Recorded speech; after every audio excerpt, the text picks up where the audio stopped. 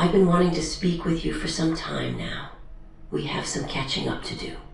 The elevator music was a joke. Some smug corporate prick's idea of class. All shiny chrome and polished marble, drowning in the scent of overpriced perfume. The kind of place where everything's just a little too clean. No history, no soul. Like stepping into the lobby of hell itself, if hell was run by real estate brokers and venture capitalists. Ye stood beside me, her voice smooth, controlled, a friendly invitation spoken like a bullet wrapped in silk. She was good at that, playing the diplomat when she needed to, the soldier when she had to. The rest of us just clawed our way through the dirt and blood. But her? She made it look elegant. Or maybe that was just part of the mask. Hell, maybe the whole damn face was a mask. But I knew what she was getting at. The whole circus act with the prince and her whip, the bullshit politicking wrapped in eloquence and painted smiles. I'd been watching her dance around them, cutting with words, like she was gutting fish. It was impressive, in its own twisted way, like a lion devouring a deer. She'd lied for Kaz, covered for him. Why? Guilt? Pity? Or was she playing some longer game?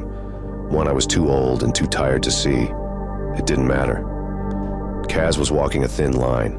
One slip and his head's rolling off his shoulders. I was stuck in the middle, trapped between the high-gloss bullshit of the prince's court and the gutter trash savagery of the Anarchs. The world was spinning out of control. And here I was, riding an elevator with a woman who made survival look like a goddamn art form. I don't believe it to be coincidence that the prince has kept her hands so far apart from one another that we did not meet until our mission at the docks. Perhaps she fears what we would be capable of were we to be together. Maybe she wasn't so far off the mark. Two wolves with too much bite for their own good, kept at arm's length so we wouldn't tear down the whole damn house. And maybe she should be. She smiled, her dead eyes lighting up a spark behind her glasses, like a devil in the guise of a geisha. Probably the wrong type of gook, but you get what I'm trying to say. That man we saw at the docks, the leader of the Sabbat, he has history with the prince. I'll tell you more when we have the time, but there is also this.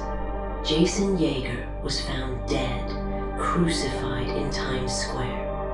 While I was recovering his body from the city morgue, I happened upon a tape of his own recording. In the footage, it shows Prince Eloise copulating with Travis McNeil. She's in bed with the Anarchs, literally. This whole city's rotting from the top down. The prince and the Anarch Baron, tangled up in each other's arms while the Sabbat tears us apart. And Jason? Poor kid probably died for digging too deep. Figures. The real monsters are always the ones playing king and queen. And we're just the pawns bleeding out on their chessboard.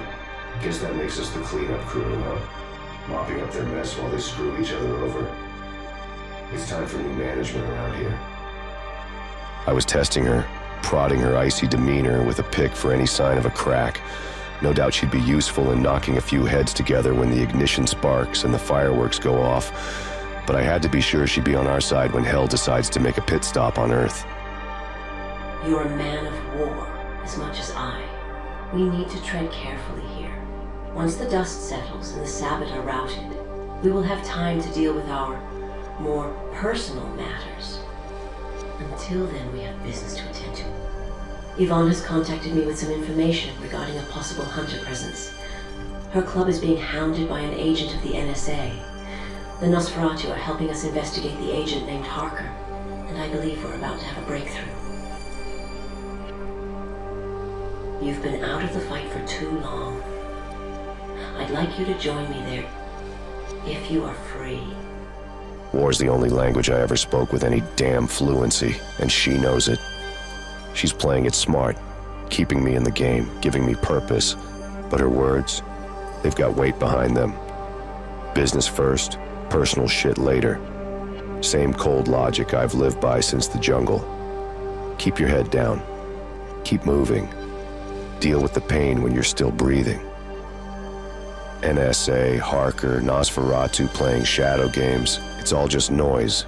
But she's right about one thing. I've been out of the fight too long. And maybe tearing into something real is exactly what I need.